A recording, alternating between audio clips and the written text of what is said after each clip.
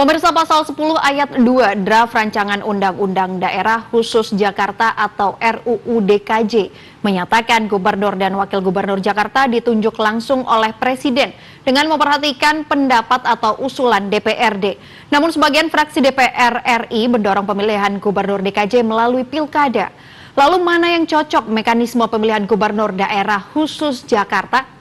Telah hadir bersama kami secara virtual peneliti Perludem Kavi Adlan Hafiz. Selamat sore Mas Kavi.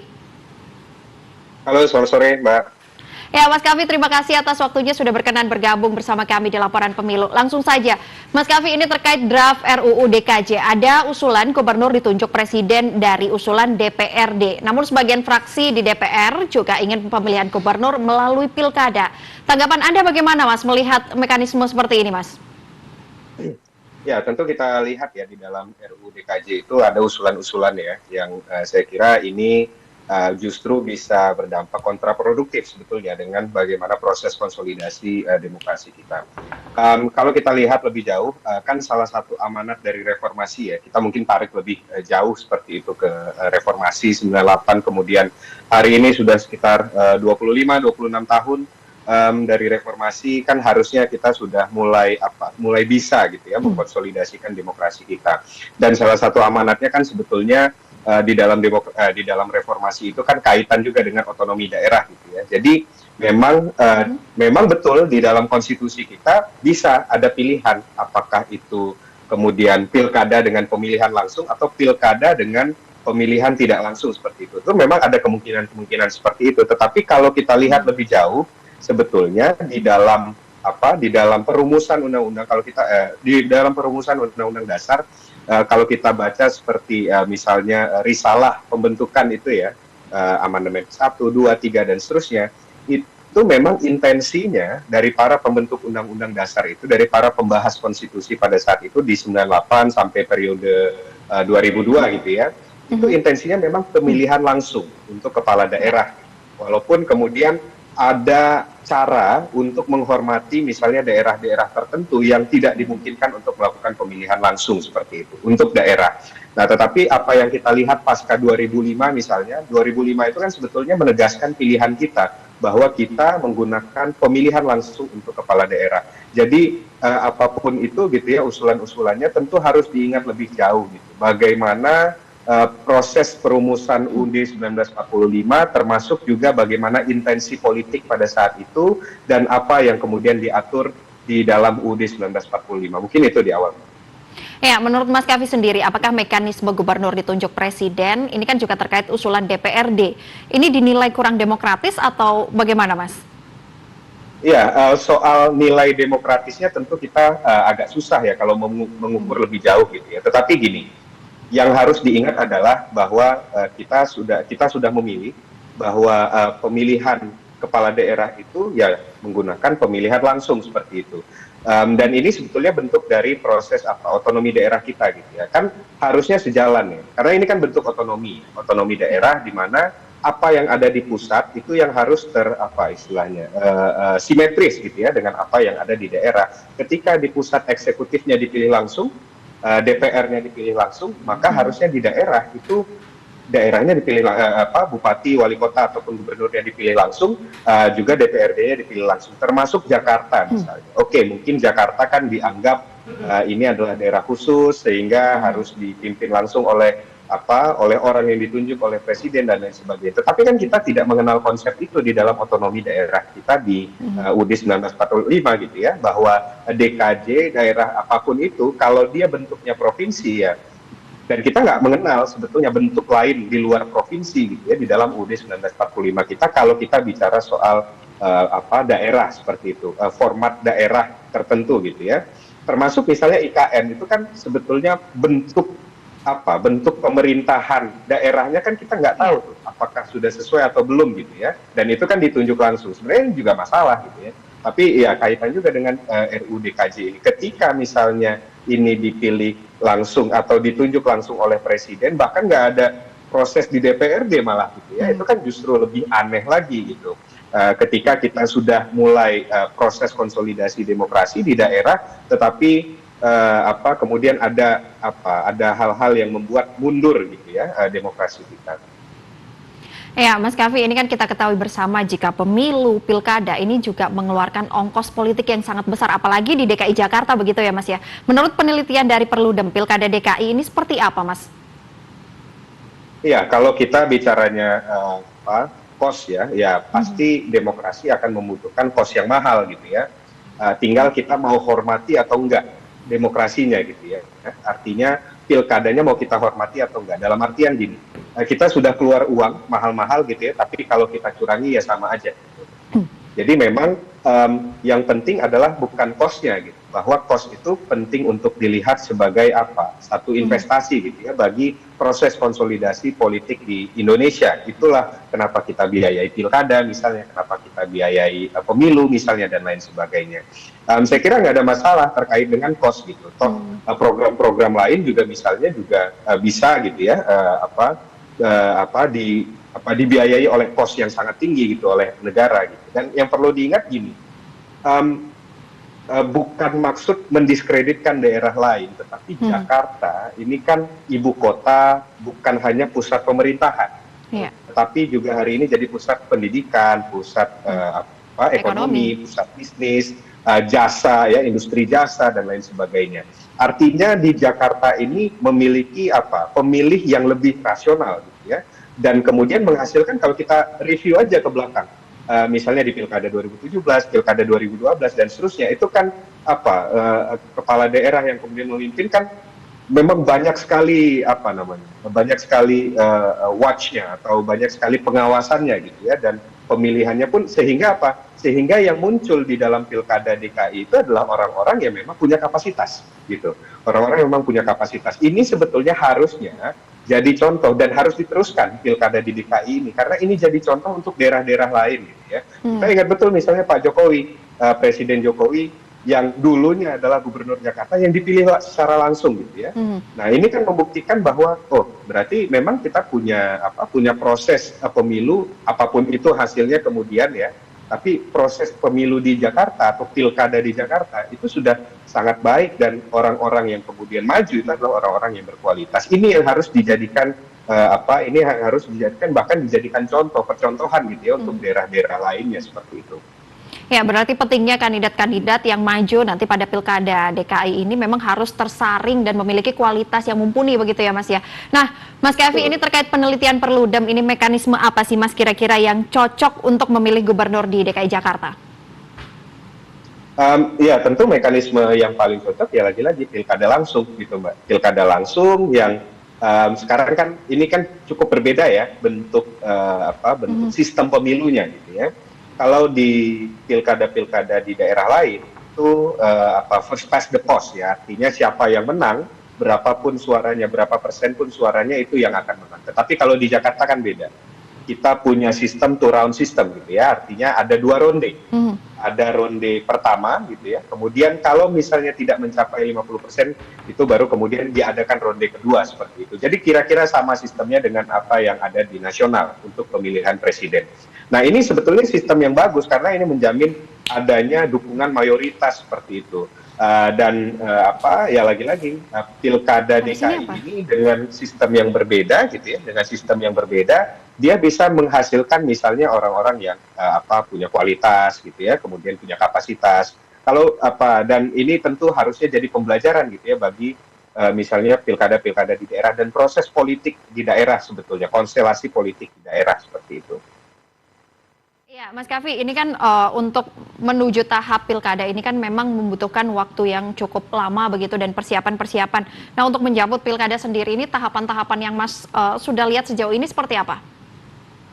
Ya, kita belum melihat lebih jauh ya. Saya kira masih di tahapan penganggaran mungkin ya, di tahapan penganggaran, dan harusnya sih lebih singkat tahapan-tahapan yang dilakukan karena kan sebetulnya misalnya soal pendaftaran pemilih, kemudian rekrutmen pegawai ad hoc gitu ya, atau staf ad hoc, penyelenggara ad hoc, kemudian pengawas ad hoc, ini kan sebetulnya sudah dilakukan untuk pemilu 2024. Jadi saya kira akan lebih mudah untuk menyiapkan pilkada ini, karena setidaknya untuk daftar pemilih yang prosesnya sangat panjang, itu kan lebih singkat karena sudah ada daftar pemilih sebelumnya untuk pemilu 2024. Jadi saya kira prosesnya akan sangat singkat dan akan sangat mudah sebetulnya, jauh lebih mudah daripada yang kita lakukan ketika pemilu 2024 yang sebelumnya seperti itu. Oke, Mas Kavi, ini kan Pilkada DKI Jakarta ini selalu menarik begitu, apalagi nanti kandidat-kandidat yang maju ini adalah orang-orang yang mungkin memiliki kualifikasi berbeda dibanding mungkin daerah lainnya begitu, Mas. Terkait kandidat-kandidat yang diajukan kira-kira nanti seperti apa, Mas?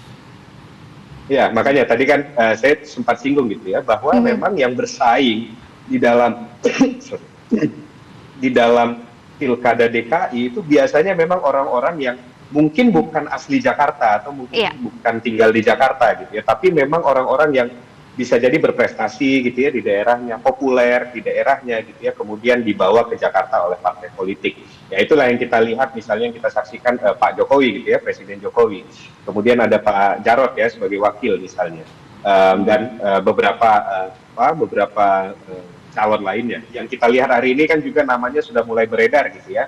Tentu saya nggak bisa komentari secara lebih lanjut bagaimana kontestasi politiknya karena tidak punya otoritas keilmuan di sana gitu. Tapi yang pasti bahwa hari ini kita sudah lihat nama-namanya gitu ya, dan bahkan nama-nama ini, nama-nama bakal calon gubernur ini sudah diawasi betul oleh masyarakat gitu. Jadi partai politiknya juga akan hati-hati dalam menentukan gitu ya. Kemudian si bakal calon ini juga sudah mulai memperbaiki diri dan seterusnya gitu. Itu yang penting di dalam Pilkada DKI. Jadi ini yang kemudian akhirnya bisa ya menghasilkan dan potensial untuk menghasilkan calon-calon yang lebih berkapasitas seperti itu dibandingkan kalau misalnya di daerah lain yang mungkin pengawasannya ya hanya secara lokal saja, hanya di daerah itu saja, misalnya di Sumatera Utara atau misalnya di Aceh gitu ya, atau misalnya di Sulawesi Selatan misalnya ya, yang kemudian fokus di pilkadanya Sulawesi Selatan, for example gitu ya, itu hanya orang-orang Sulawesi Selatan. Tapi kalau di Jakarta ya secara nasional yang melihat, itulah yang kemudian akhirnya ujungnya adalah bisa menghasilkan orang-orang yang mungkin saja akan diorbitkan gitu ya, untuk pilpres, untuk jabatan-jabatan lainnya seperti itu. Sehingga ya partai harus betul-betul menyaring nih orang-orang yang akan dijadikan bakal calon dan kemudian didaftarkan menjadi calon seperti itu. Oke, Mas Kavi, ini terkait dari koalisi pemilu nantinya apakah akan mempengaruhi Pilkada DKI Jakarta? Namun jangan dijawab terlebih dahulu, kita akan kembali usai jeda berikut.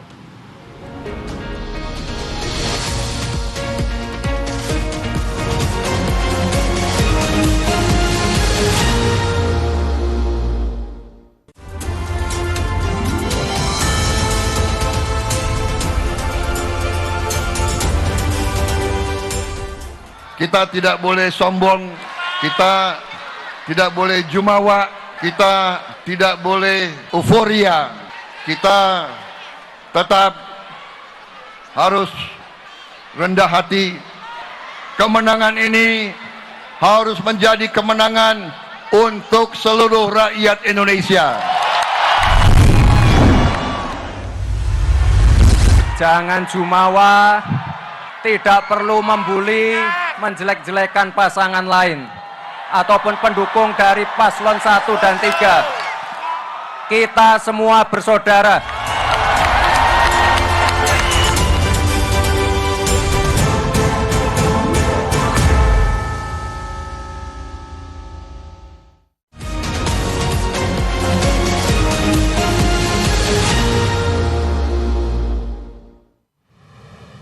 Terima kasih Anda masih bersama kami di Laporan Pemilu.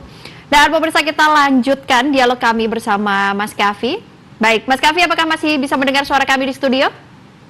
Ya, halo Mbak. Ya, Mas Kavi, terakhir tadi saya tanyakan apakah pengaruh dari koalisi pemilu ini mempengaruhi nantinya di Pilkada DKI Jakarta, begitu Mas? Karena kita melihat peta koalisi pemilu ini kan memang biasanya cukup berpengaruh pada pilkada-pilkada nantinya. Ya, kalau soal koalisi saya kira ini juga jadi satu hal ini ya yang akan berpengaruh gitu ya. Mungkin kalau di daerah lain, misalnya ya di banyak daerah gitu ya, apalagi kalau pemilihannya di level kabupaten kota gitu ya, itu koalisi di nasional mungkin nggak akan berpengaruh banyak. Jadi ada partai-partai yang mungkin kita lihat secara nasional itu bermusuhan gitu ya, tetapi ketika di daerah ada banyak kerjasama yang kemudian dilakukan. Nah, cuman kalau dalam Pilkada DKI saya nggak melihat kemudian akan bersatu gitu ya. Jadi memang akan sangat mungkin ketika koalisi itu kemudian sama ininya, simetris gitu ya, apa yang ada di nasional kemudian sama dengan yang ada di DKI seperti itu. Karena DKI ini lagi-lagi kan akan jadi sorotan banyak orang gitu ya, dan ini akan menentukan juga bagaimana misalnya siapa yang kemudian akan diorbitkan gitu ya, yang berkaitan dengan pilpres misalnya. Karena DKI ini kan setelah mungkin setelah Gubernur Joko Widodo ya pada saat itu yang kemudian seperti membuat satu roadmap panjang gitu ya bagi para politisi atau bagi para kepala daerah gitu ya, ketika mau jadi presiden misalnya, ketika mau jadi presiden cobalah di DKI dulu misalnya, seperti itu kan. Itu kesan yang kemudian kita lihat gitu ya. Dan koalisi yang kemudian muncul, dan ini kan sebetulnya sama juga dengan yang di 2017 ya, ketika Anies Baswedan menjadi gubernur gitu ya. Koalisi yang pada saat itu mendukung itu kan hampir sama kira-kira dengan yang mendukung beliau hari ini ketika maju presiden misalnya. Nah, jadi memang akan sangat berpengaruh koalisinya, apa yang ada di nasional dengan yang ada di daerah, karena kerjasama politik yang mungkin akan dilihat secara jangka panjang seperti itu. Ya, berarti Mas Kavi, ini adalah Pilkada DKI ini akan menjadi hal yang paling menarik dalam partai politik untuk berproses menuju mungkin nantinya akan menjadi wapres atau cawapres atau ke capres begitu ya Mas ya? Iya, iya. Ya, Mas, diketahui daerah istimewa Yogyakarta ini kan gubernurnya tidak dipilih seperti wilayah-wilayah yang lain begitu.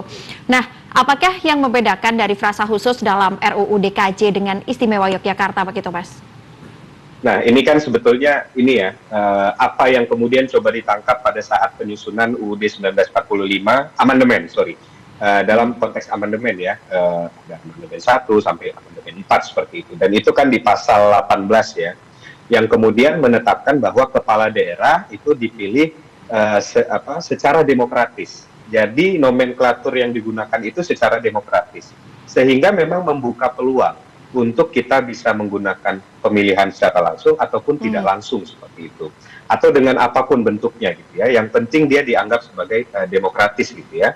Dan ini sebetulnya kan cara untuk menangkap bahwa intensi para pembentuk undang-undang itu adalah demokratis, itu ya pemilihan langsung, sama seperti apa yang diciptakan ketika memilih presiden seperti itu. Ketika kita coba memurnikan sistem presidensial kita, sehingga kita menggunakan pemilihan langsung untuk memilih presiden. Pun halnya sama, karena ada otonomi daerah, kemudian ada simetris gitu ya. Ada sistem yang kemudian simetris antara daerah, antara nasional dengan daerah. Ada model check and balances yang sama antara eksekutif dengan legislatif, pun sama dengan di daerah ada eksekutifnya, juga ada legislatifnya secara peran seperti itu. Nah, itu yang kemudian coba ditangkap gitu ya, dan intensinya memang para pembentuk undang-undang dasar, para pembahas amandemen UUD 1945 itu mencoba kemudian menangkap itu, sehingga intensinya memang pemilihan langsung, walaupun kemudian ternyata memang ditangkap ada daerah-daerah yang pemilihannya tidak langsung. Dan Jogja itu kan, DIY itu kan salah satu provinsi yang memang dari awal pemilihannya sudah tidak langsung. Atau kalau misalnya zaman Orba gitu ya, ketika sebelum reformasi itu kan ditunjuk ya, ditunjuk oleh presiden, dan di Jogja pun sebetulnya kan tidak ditunjuk gitu ya. Jadi memang dia punya sistem sendiri gitu, yang itu memang sudah jadi konsensus. Apakah dia kemudian harus pemilihan langsung atau tidak, yaitu masyarakat Jogja lah yang kemudian mengetahui itu gitu ya, apakah kemudian kerajaannya masih relevan atau kesultanannya masih relevan dan lain sebagainya gitu. Tetapi apa yang ada di Jakarta ini kan, kita nggak punya kesultanan di Jakarta gitu ya, tidak ada kesultanan yang kemudian eksis yang punya administration power gitu, artinya dia punya kekuasaan untuk pemerintahan. Bahwa mungkin saja ada kekuasaan kultural gitu ya, seperti misalnya kita lihat di Solo, tapi kan di Solo juga Pilkada. Eksekutifnya dipilih langsung oleh pilkada seperti itu. Jadi perbedaannya di sana, Mbak, kira-kira. Oke, Mas, jika nantinya Gubernur DKI Jakarta dipilih melalui pilkada, bagaimana kontrol pemerintah? Karena kita ketahui di Jakarta ini kan memang berbeda dengan daerah-daerah yang lain begitu. Kontrol dari pusat maksudnya? Iya, betul. Oke. Iya, gini. Jadi di dalam, dan ini juga rasa-rasanya juga harus dievaluasi.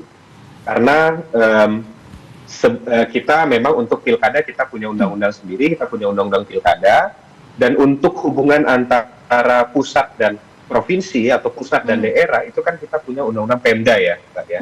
Kita punya undang-undang Pemda dan undang-undang Pemda itu ya itu yang harus kita lihat apakah masih relevan dengan relasi antara daerah dan pusat hari ini. Dan saya kira problem kontrol pusat misalnya ke daerah itu kan bukan cuman problemnya itu bukan cuman dialami oleh Jakarta gitu ya, tetapi juga dialami oleh provinsi-provinsi lain atau bahkan kabupaten kota yang lain seperti itu. Bukan hanya di Jakarta problemnya. Ya, pembagian kekuasaan, ada urusan konkuren gitu ya, ada urusan absolut pemerintahan pusat misalnya, itu kan kemudian punya problem masing-masing gitu ya dalam konteks hubungan antara pusat dan daerah seperti itu. Dan memang kalau misalnya mau diperbaiki hari ini kan kalau kita lihat tergantung kepala daerahnya saja.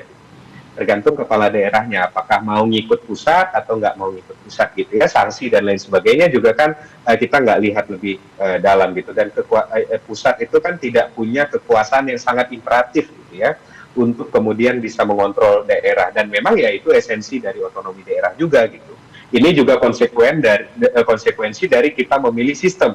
Kita punya sistem kesatuan, negara kesatuan, tapi kita punya otonomi daerah gitu ya. Nah, bagaimana hubungan itu ya silakan kita bisa review ulang undang-undang Pemdanya gitu. Tapi bukan berarti kemudian kita menghapus pilkada seperti itu. Iya, Mas, ini kan diketahui bahwa daerah Jakarta ini juga memiliki 5 kota dan 1 kabupaten. Perlukah wali kota dan bupati juga dipilih melalui pilkada atau tetap ditunjuk oleh gubernur begitu? Ya, saya kira tentu bisa berbeda-beda ya. Saya juga nggak terlalu banyak punya otoritas keilmuan di sini. Karena ini soal hubungan daerah gitu ya. Cuman kalau misalnya kita lihat hari ini kan memang kabupaten kota di Jakarta termasuk Pulau Seribu ya, Kepulauan Seribu sebagai kabupaten di Jakarta ini kan fungsinya memang hanya administratif saja gitu ya, bahwa pemerintahannya kemudian dipimpin langsung oleh gubernur gitu ya. Jadi keputusan politik itu diputuskan langsung oleh gubernur yang dipilih melalui pilkada seperti itu. Jadi yang perlu dilihat atau yang perlu mungkin direview gitu ya, apakah kemudian kota dan kabupaten dengan sistem yang sekarang itu masih relevan atau enggak? Itu masih relevan atau enggak dengan sistem yang dia ini hanya jadi kota administratif saja. Dia kan bukan kota madya gitu ya, tapi dia hanya kota administratif saja atau kabupaten administratif saja. Apakah status administratif saja itu kemudian masih relevan dengan sekarang atau tidak? Itu yang kemudian harus dipikirkan. Dan karena kami tidak terlalu mendalami itu, Mbak, mohon maaf. Jadi saya kira kita belum bisa menyimpulkan apakah kemudian harus dengan wali kota atau bupati yang dipilih langsung atau hanya ditunjuk saja oleh gubernur. Karena ini kan lagi-lagi daerah khusus gitu ya. Jadi memang ada mungkin dampak ekonominya, dampak sosialnya, dampak politiknya. Itu yang harus juga dipertimbangkan seperti itu. Iya, dan memang kita sebagai masyarakat juga perlunya kita melek akan politik dan kita mengawal jalannya demokrasi, begitu ya Mas Kavi ya? Betul, Mbak. Iya, baik, terima kasih Mas Kavi atas waktunya sudah berkenan bergabung bersama kami di Laporan Pemilu dan selamat kembali beraktivitas, Mas. Terima kasih Mbak atas kesempatannya.